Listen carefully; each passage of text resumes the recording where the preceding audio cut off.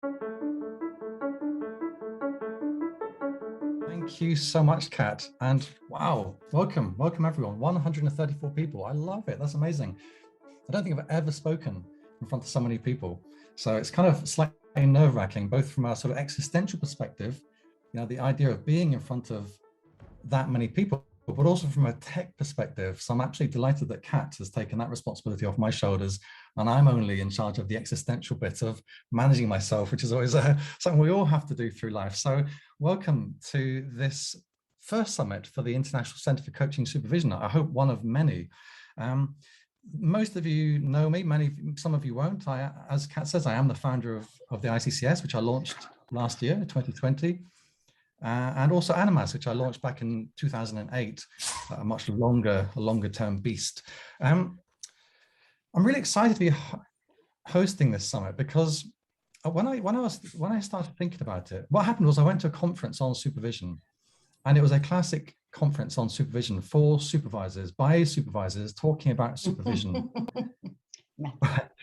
And one of the things that struck me was that we all talk to ourselves.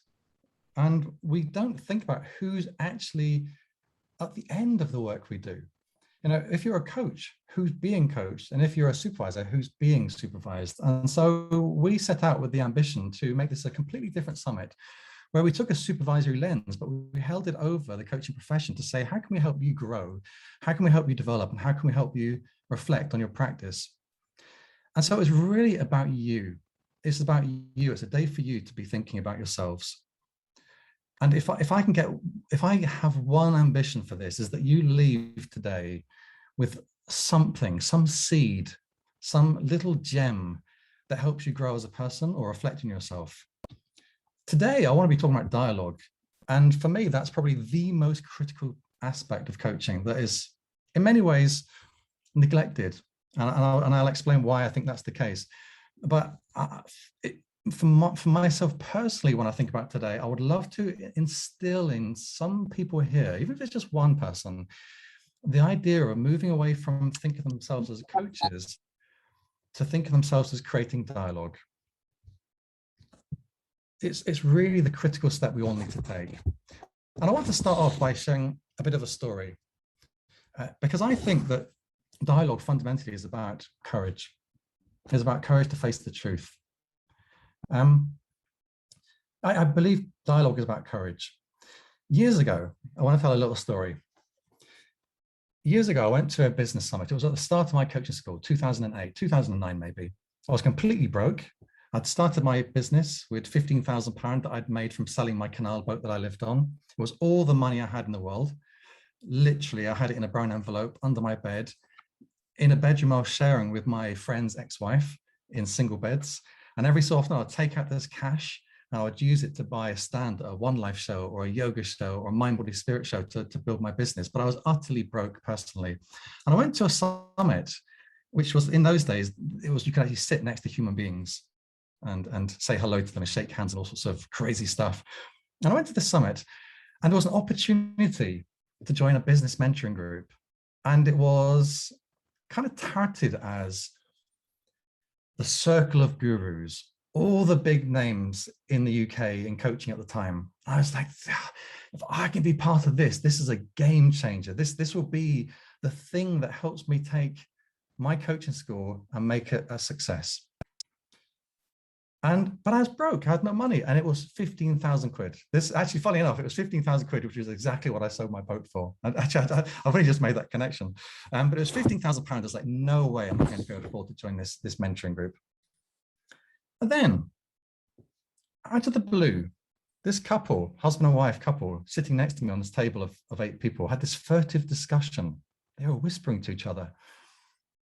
And then they turned around to me and said, Nick, we think if anyone should do this mastermind program, it should be you. And we want to lend you that money. I didn't know them.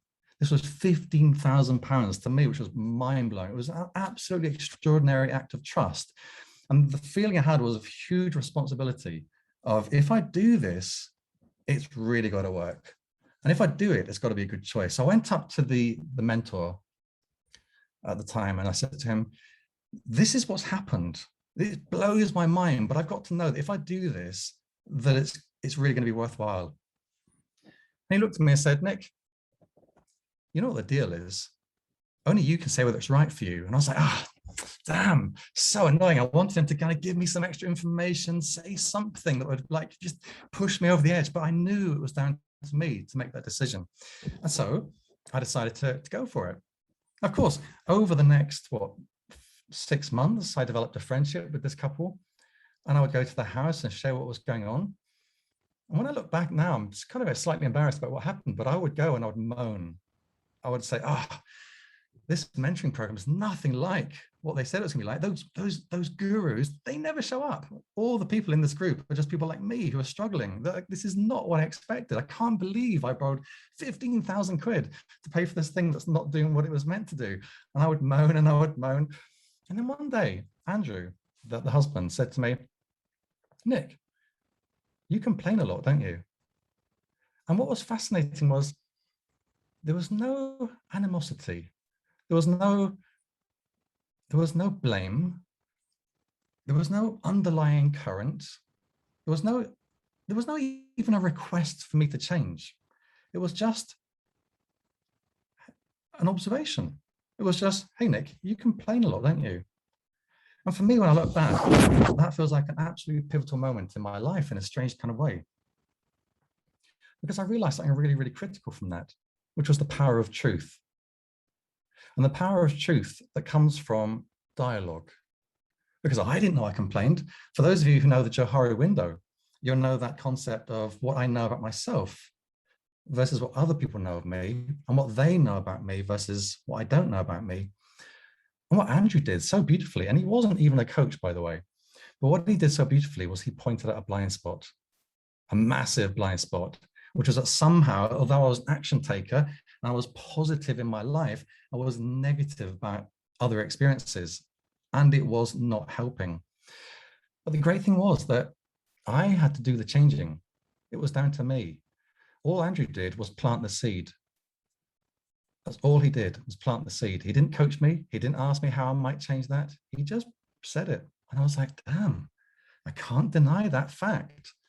I did complain a lot. And I'm always reminded of Irvin Yalom, the existential psychotherapist, who says every contact leaves a trace.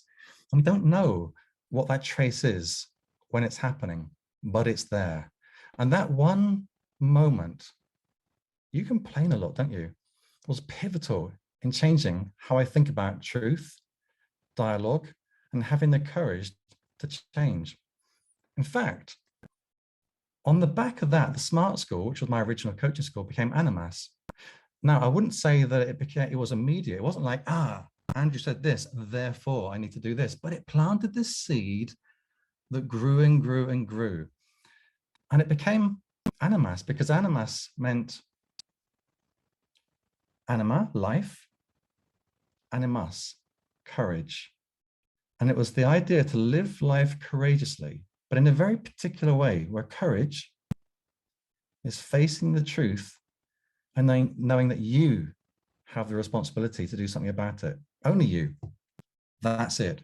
And so Animas became a concept for how do we face the truth and how do we help other people face the truth? And that's where dialogue comes in, because I actually think that coaching is okay. It's okay, but it's just a manifestation of dialogue. It's a particular form of dialogue. Supervision, it's okay, but it's a particular form of dialogue. And the problem with forms is they start to become rigid. They start to get codified and rigidified, and they have rules built around them.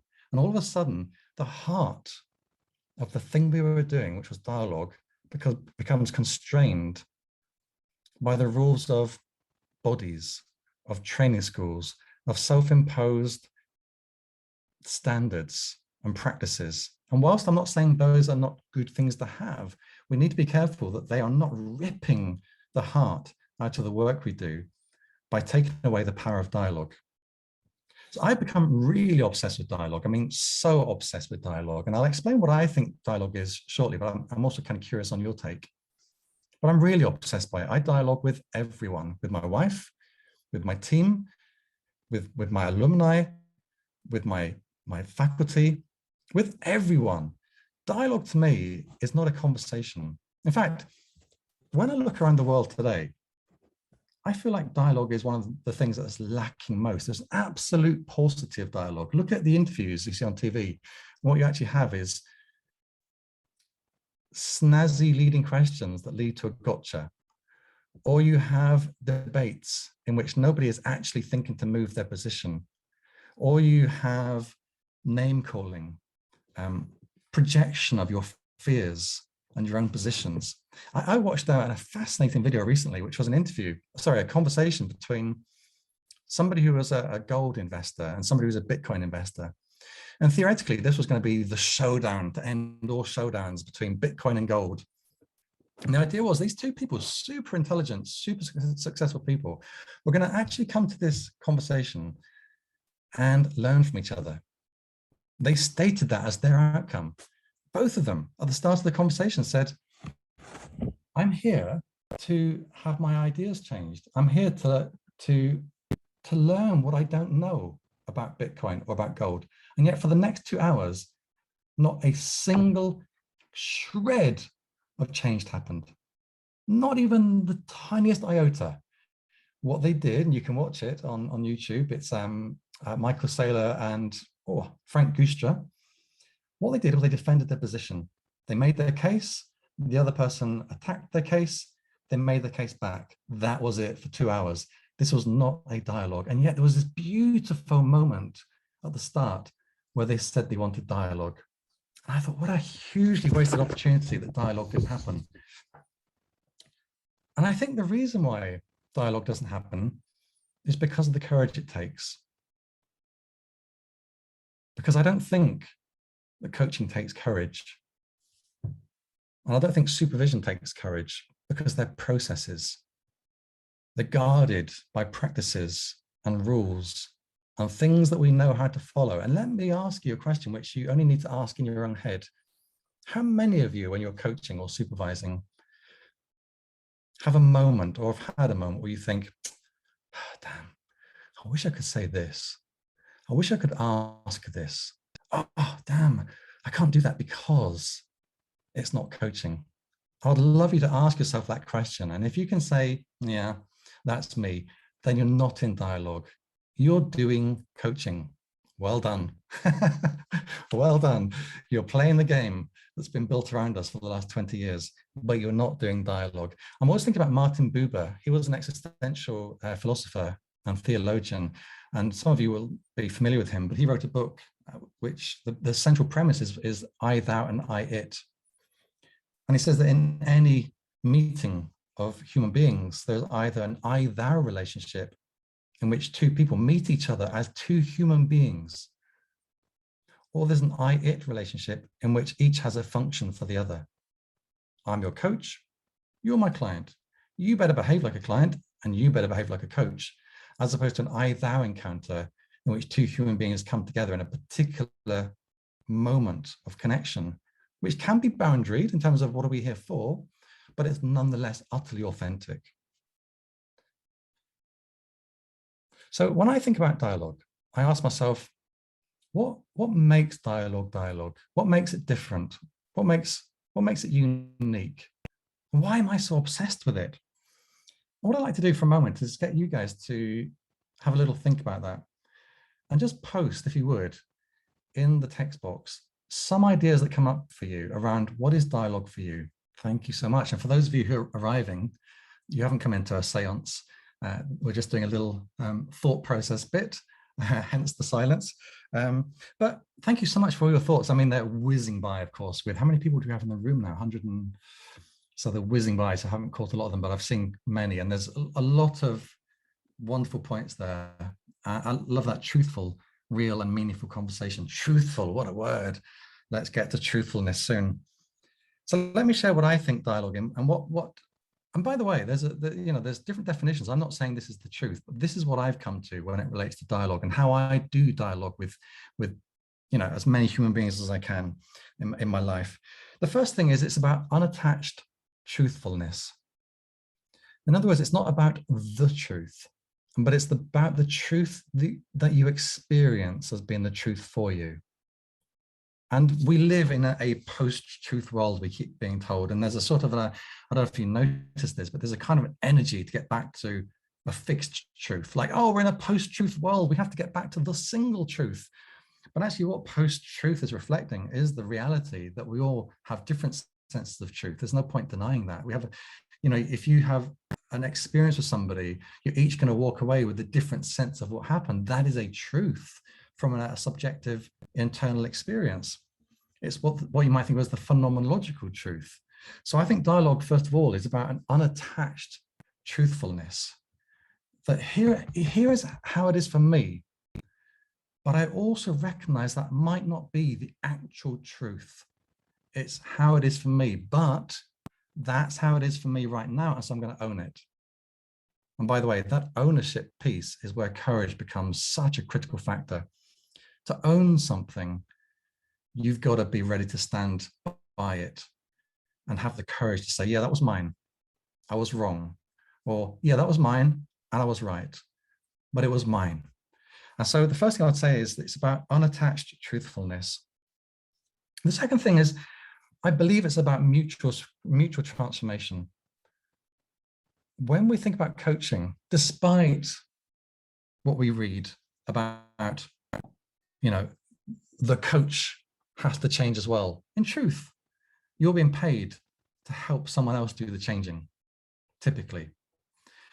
So coaching is an I-it relationship, which can have I-thou moments, but it's fundamentally an I-it relationship because you're meeting a contract.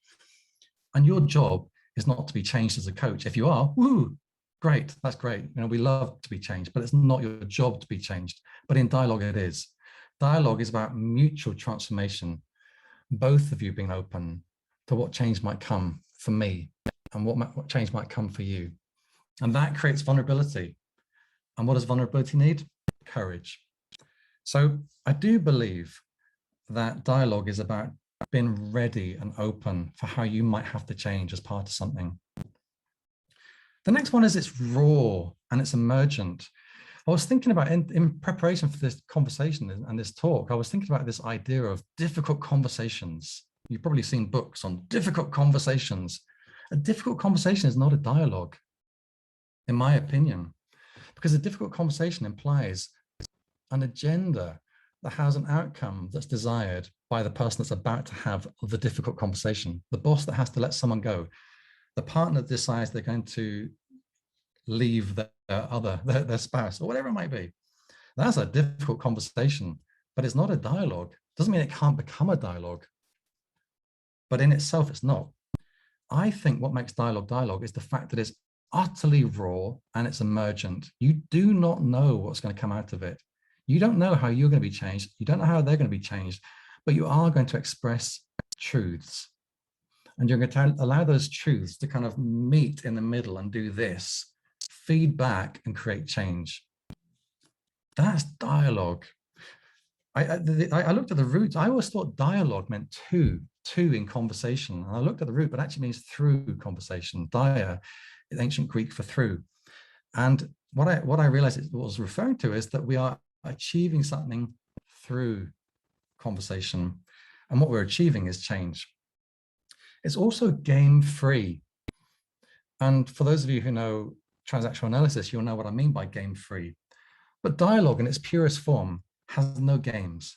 You're not looking for a psychological outcome or something that reinforces your life script or something that reinforces their life script. This is game free. When Andrew said to me, you complain a lot, don't you, Nick? There was no game in that. I could feel it. You can feel when communication is clean. Do you know what I mean? Like you can feel when there's an ulterior transaction at play and that there's something happening beneath the surface that you're meant to understand but don't quite understand. There was nothing when he said that to me. It was as clean as can be. It was game free. And I think dialogue has to be game free. Now, here's the thing. When you're coaching, you're often playing games. You might not know you're playing games, but you're playing games. Because coaching is a manifestation of, to some degree, a life script you're already running. And coaching can be a place where you constantly fail, or where you're determined to change the world, or whatever it might be for you, but there's a game at play if you allow it to be. The other thing is that it's emotional, but the emotions are owned. So when I'm in dialogue, I can say to somebody, I feel angry, but I'm not being angry. There's a difference.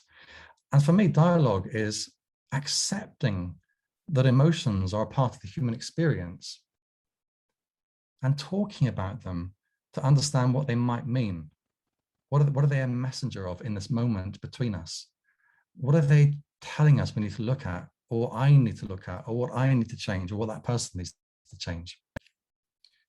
I remember years ago in one of my final coaching sessions, I'd coached somebody for 3 sessions. It was a very short contract, 3 sessions.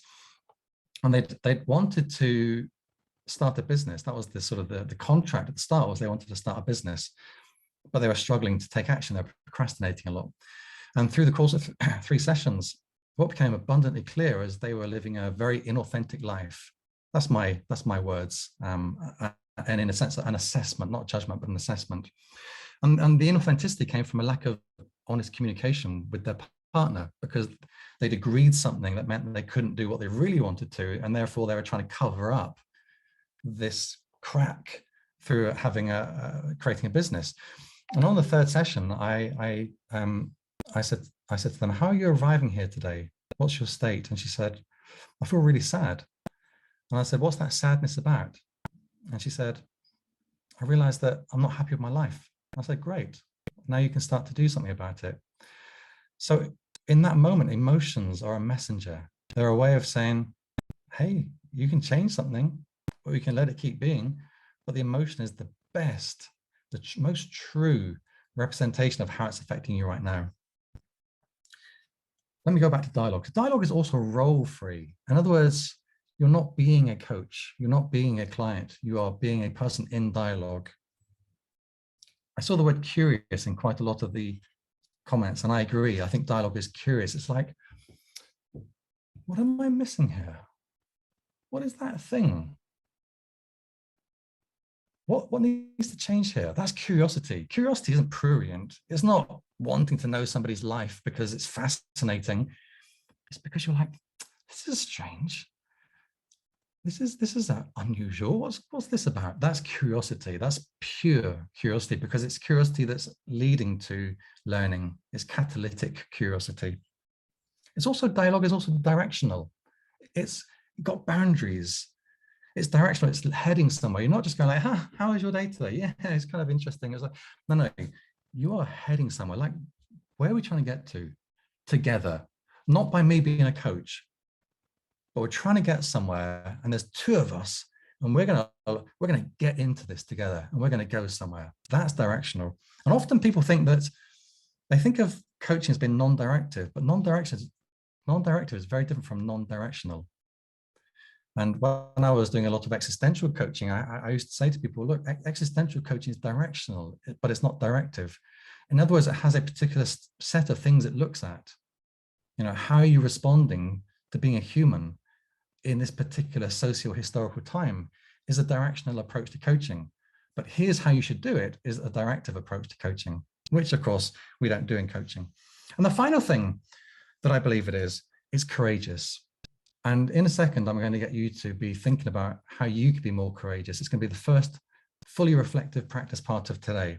But before I do that, I just want to share what I mean by courageous. I'll tell you another brief story. Way before I was a coach, back in the early mid-90s, I was married to my first wife. I met her when I was 15. We got engaged at 17, married at 21. I became a bank manager at 21 after doing a degree in philosophy. And I was living a life that just wasn't mine. It was just like, how did this happen? It was the craziest. Like, who is this human being I'm being?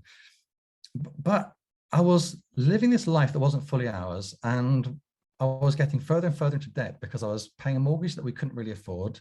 And we had does my head in to say this, we had 13 Persian cats. I can't believe that was part of my life when I look back. We had 13 Persian cats because my wife loved Persian cats. And we used to show them at cat shows. I can't believe that was the Nick Bolton. I mean, it's just crazy. But I was getting into debt. badly into debt. And every month, the credit card statements would come in. And every month, I would run, literally run to the letterbox with a sinking feeling, because I was worried that my wife would get there first, because she knew nothing about my debts. And I'd pick up the credit card bills and I'd put them, without opening them, put them into a briefcase. By the way, I was a bank manager. Think about the irony of that. But this pile of credit card bills would build up over a period of 1 month, 2 months, 3 months, until it was that big. And then it was like, Nick, time to face the music. And I would wait for my wife to go to school as a teacher. And I would sit down and I'd open my bills one at a time. In my head, I'd be like, I think it's going to be about 25,000 of debt. And I was like, oh, this is terrible. How did this happen? And then I'd count it up and it'd be 30,000 of debt. Every time it was worse. But what was amazing was facing the truth was the best moment, because all of a sudden it's like, okay, oof, that's where I'm at. That's where I'm at. That's my truth. Now, what do I do about it? And those moments of clarity, those moments of facing the truth were really weirdly wonderful moments, because I went into planning mode. Where I failed back then, where I was really weak as a human being, was I didn't know how to talk to my wife about it. I never talked to her about it until I instigated a divorce. And when I look back now, and by the way, I'm super happy in my life, so I'm glad I didn't do this, but perhaps in a parallel universe or a sliding doors moment, I could have had a conversation, a courageous conversation with my wife, where I said, hey, I've got to tell you something. It's really, really difficult to tell you this, but here's what's happened. And maybe, who knows what could have come of that conversation? Never know, never know. But I often think of that as like the briefcase of doom, because it was where I stored my fear every month, 3 months at a time. And I realized that courage is at the heart of dialogue, because as much as I had the courage to look at my bills eventually, I didn't have the courage to face it down with another human being, for fear of judgment, for fear of anger, for fear of whatever emotions might come at me at that time. So here's where I think dialogue takes courage. I heard a phrase recently, which I really, really loved, and it was this: the truth will set you free, but first it will punch you in the face. And I love that. It's so true. I think there's such a veracity to that statement. Facing the truth is not easy when it's a difficult truth to face. Like facing the truth, your wife loves you, woohoo, that's great, we can all do that. Facing the truth of where you're failing, or facing the truth of where you're not being honest, or facing the truth of what you're not doing that you wish you could do, that takes courage and it hurts. I also think, bearing in mind that we've talked about change being reciprocal, I think dialogue takes courage because it takes you to be vulnerable, because all of a sudden you're saying, hold on, I might have to change. I might be the one that's got the problem here. I might be the one that needs to change my mindset or my behaviors. And I thought it was the other one. That's vulnerability. The next thing I would say about why dialogue requires courage is that it's not always welcome. Your clients, your spouse, your friends don't necessarily want dialogue. If you think about transactional analysis, for dialogue is a very, very, very adult position to take. But sometimes people are determined to be in the parent or the child, and you have to maintain the adult. And at some point, that becomes a crossed transaction. Either it breaks down, or the other person is able to step up to adult, or worst case, they win and you fall into parent-child, whichever the case is for you. But it's not always welcome. And naming a truth is not always welcome. Saying what you see is not always welcome. When Andrew said to me, you complain a lot, didn't you? He was taking a risk. As it was, I was like, do I? I was taken aback, but I was genuinely curious. Like, I don't feel I'm a kind of person that complains a lot, but now you've said it. He was kind of like lucky he said that to me, because somebody else might have had a different reaction, but he had courage. He was willing to put himself out there. I think it also takes courage because you've got to put your beliefs out there. I remember reading a book some years ago called 7 Levels of Intimacy. And one of the intimate levels was the intimacy of sharing your beliefs. Because when you say what you believe about anything, there's a risk that somebody's like, you believe that? You're that kind of, you're on that side of the politics, or you have that kind of faith, or you think that about human beings, or you think that about yourself. Belief is a level of intimacy because you're sharing something about yourself. It's the Johari window that's putting you into their arena every time you share a belief. And so when you're being courageous in dialogue, you're putting your beliefs out there. Hey, I've noticed this, and I'm wondering if this is what's happening. Or, this is my concern. This is what's happening right now. No, it's not. And then all of a sudden you feel like, oh, I've got it wrong. But what if you haven't got it wrong? What if it's just like, okay, I'm going to hold my place. This is what I'm noticing. And another thing that dialogue does that requires courage is it requires us to acknowledge what's ours. What's our shadow? What are we accidentally projecting into this space?